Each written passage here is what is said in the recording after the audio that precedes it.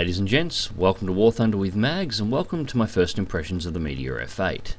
Now, when I first come across this aircraft and unlocked it, I was actually rather nervous about flying it, and it had nothing to do with the reports on whether or not the aircraft is good or bad.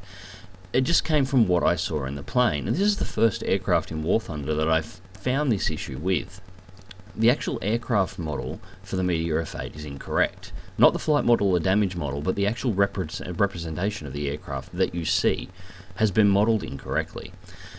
Now, recently I had a chance to see the only still flying Meteor F8 in the world in the flesh and in flight. I got some photos of it there. It's not the first time I've seen it, but here it is. Now, the first thing you'll notice is this metal panel at the back of the cockpit. All fine, looks like armour plating leading up to the back of the cockpit. The second thing you'll notice is from the tip of the nose to the tip of the tail, the attitude of the aircraft itself, the angle that the fuselage is on, and how the top of the fuselage slightly curves back towards the tip, and the way the tail of the aircraft curves upwards, and they meet in almost a centre line. The tip of the tail is slightly higher than the nose, but there's almost a line there. This isn't exactly how the real Meteor F8 looks. Now, here's a photo. Now, here she is on the flight line, getting ready for her flight display later in the day. Now, you'll notice at the back of the cockpit, there is no big piece of armour plating. There is a small lip of bracing that is designed to keep the canopy in the correct shape while it's under extreme forces. So that section is completely incorrect. You'll also notice where the tip of the tail lies to where the nose of the aircraft is. There is a very slight curve down the spine of the aircraft, but the tip of the tail sits at exactly the same height as the front of the cockpit, with the lower section of the fuselage rising up at a very sharp angle to meet it. The aircraft's modelled incorrectly from the word go. It's just attention to detail on this particular plane isn't right. Now, I've seen a lot of the aircraft in War Thunder in real life. I've been lucky to be around a lot of air shows and around a lot of aircraft museums.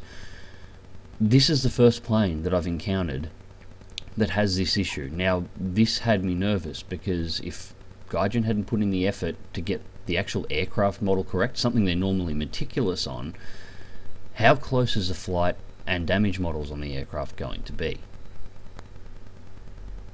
Although the aircraft model doesn't affect how the plane flies in the games, but I just thought this was worth mentioning at the start. Still, let's go check this bird out in flight.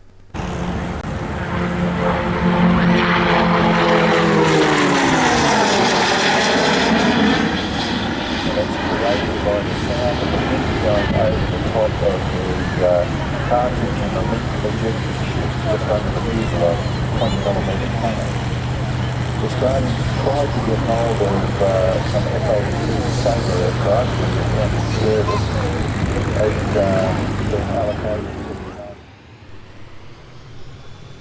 God, this thing's gorgeous in real life. It's actually a lot quieter than I expected it to be. When it was formation flying with the CA-27 Sabre and the P-51 in the same air show, you could barely hear it over the engines of the... So anyways, here we are on the wargame map, Britain versus the United States. Now, I'm beginning my wind-up down the runway. I did notice its runway acceleration was a little sluggish in comparison to the Meteor F4s that I'm used to flying. This is one of those jets that I'd recommend actually having the brakes bound to different keys, so you can apply the brakes while the engines are spooling for takeoff. Takeoff speed was just under 300 kilometers an hour, and it was mainly because I was running at a runway, but the aircraft will handle far in excess of that. Climb rate was good and overall speed was good. This was the first time that I'd ever actually flown the plane. I hadn't taken it out into test flights, I hadn't screwed around with it or done anything with it. I just wanted to go in blind with this one and just see how it went. Honestly, my first thoughts when I got this thing off the runway and just looked at its climb rates and the way it felt like a partially upgraded Meteor F4 short wing. This isn't a bad place to start. Its roll control was responsive, it was very stable, climb rates maintained, it was able to accelerate in a climb even with stock components, and here is where I noticed something about the aircraft. Now, why the team that modelled the aircraft model from the outside got it all wrong, have a look behind us. There is no armoured plate that's higher than the cockpit from the inside of the aircraft. The inside of the aircraft is correct and accurate. None from that side either. The looking out the rear window is exactly what looking out a real one would be.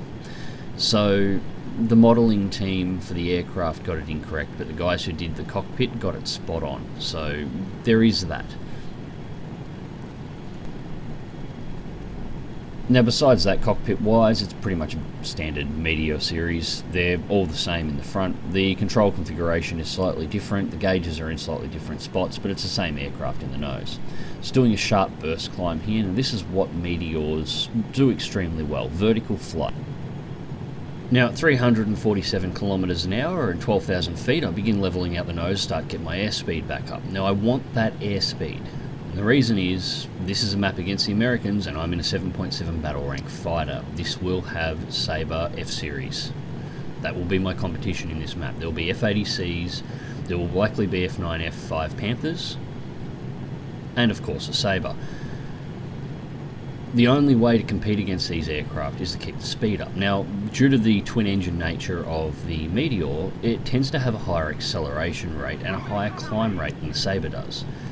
I need to use these to an advantage. Now I am playing somewhat defensive, I'm hanging back on the lines quite a bit because being a stock aircraft, I don't want to be the first aircraft in the fight. Let somebody who's got a few upgrades go in first, then move in and basically play backup. Come in as an assistant.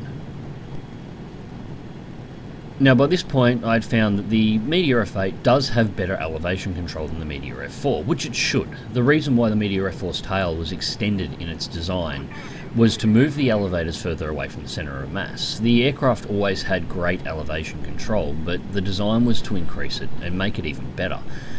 The catch in real life was that it also moved the rudder further away from the aircraft, and due to the nature of the aircraft, its main thrust coming from engine nacelles in the wings and not down the centre mass, meant its yaw control was always particularly bad. Moving the rudder further down the end of the aircraft actually made this worse in real life, which is why the Meteor wasn't particularly great as a ground attack aircraft, because it didn't have the ability to yaw and strike multiple ground targets that weren't in a direct line. In-game, however, the yaw rate seems to be about the same to a 50% upgraded Meteor F4, or F4 shortwing. Now the other thing Meteors do very well is dive. This is what I'm doing now. I'm positioning for my first pass. Now I was going to dive on the AI B-17, but an F-86A just lit up and it's on the tail of one of my allies, so I have to move on him first. I have to render some assistance. And this is the key thing for Meteor pilots. If you're flying in a Meteor match, you must fly and assist your allies. So first hit and set him on fire. It was a good shot. Second Meteor F8 comes in and takes a kill from behind. In low-level matches, that would have annoyed me, because that was clearly my first kill. In high-level matches, these are F-86 Sabres. They should outperform the Meteor F8. I would rather lose a kill and make sure a target is dead than have the potential for that fire to go out and he may be able to pull it out and get back to base. But still, I'll class that as a first kill. Again, putting the burst climb capabilities of the Meteor into usage. Roll out. I busted below 200 kilometers an hour, which is lower than I would have liked. It's starting to get very close to the Meteor stall speed, so I just roll out and maintain altitude. The Sabre is going to come up behind me, but he's blowing all his energy pulling into that climb. So gentle nose down, keep the throttles at 100%, and I just pull away. He can't keep up. The Sabre just does not have the capability of accelerating fast enough to keep up with me, so I wait till I've got a big enough gap before I make a turn around. This is about a good point. Now the Meteor F8 is not equipped with combat flaps. It does, however, have air brake, but I don't recommend you use it. The air brake on the Meteor F8, much like with all the Meteor series, is incredibly large and incredibly effective. Activating the air brakes, you'll effectively kill your airspeed down to the point of stalling in a matter of seconds. It's best to just try and keep the speed up and take the wide turns. Keep the energy up until the moment that you absolutely have to drop it.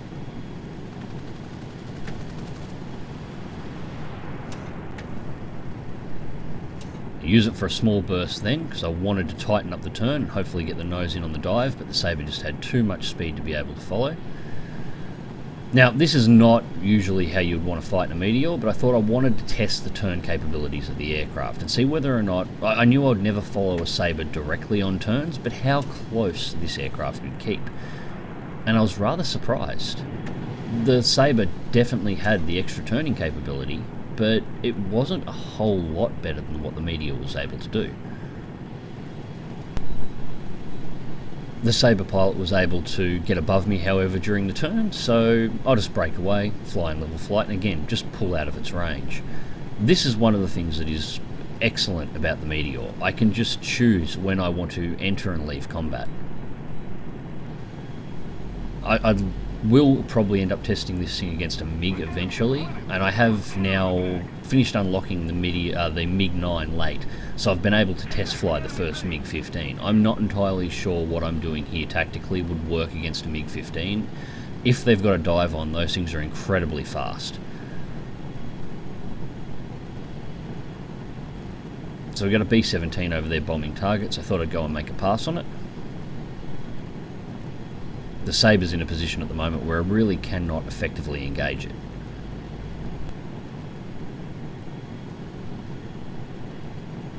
So now up over 600 kilometers an hour in level flight. Nice good speed for a stock aircraft.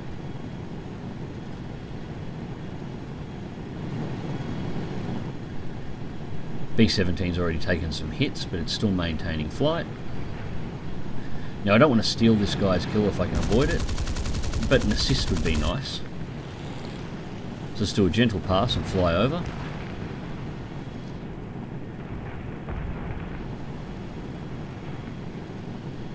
And fly back out to level.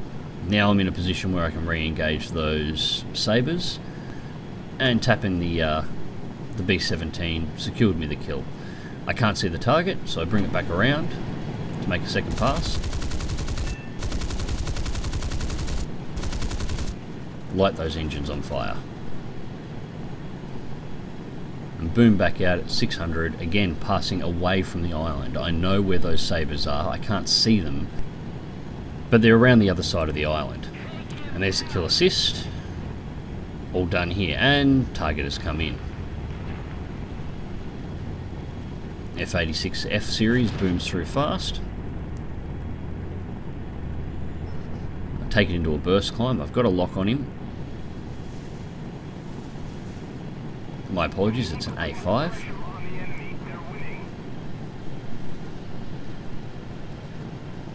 Just try and stall it over, but not quite fast enough. So just put it straight back into a dive and get my airspeed back up. Vacate the area. At low speeds, the Meteor is nothing more than a target. Now, it doesn't matter what variant you're flying, it's the same amongst all.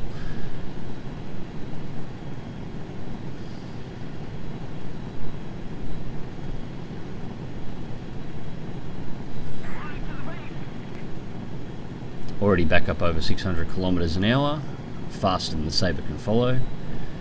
I've broke out the distance, begin my turn back.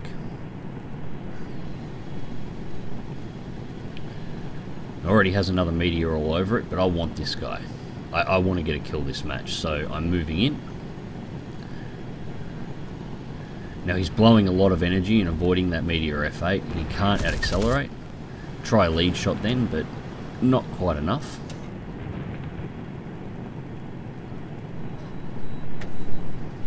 Small tap at the air brake. I was going a little bit hot in towards the water, just wanted to arrest it. Now the armament on the F8 is the same as all the other Meteors. 4 Hispano cannons, 20mm, great ammunition load, solid hit. I've just crippled his control surfaces,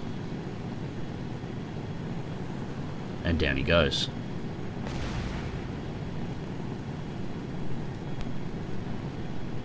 So first official kill of the match, but if you take into account the first one, I actually made 2 for this battle, and unfortunately there's not a whole lot left in the skies at this point. Our other Meteors have returned for rearm and refuel.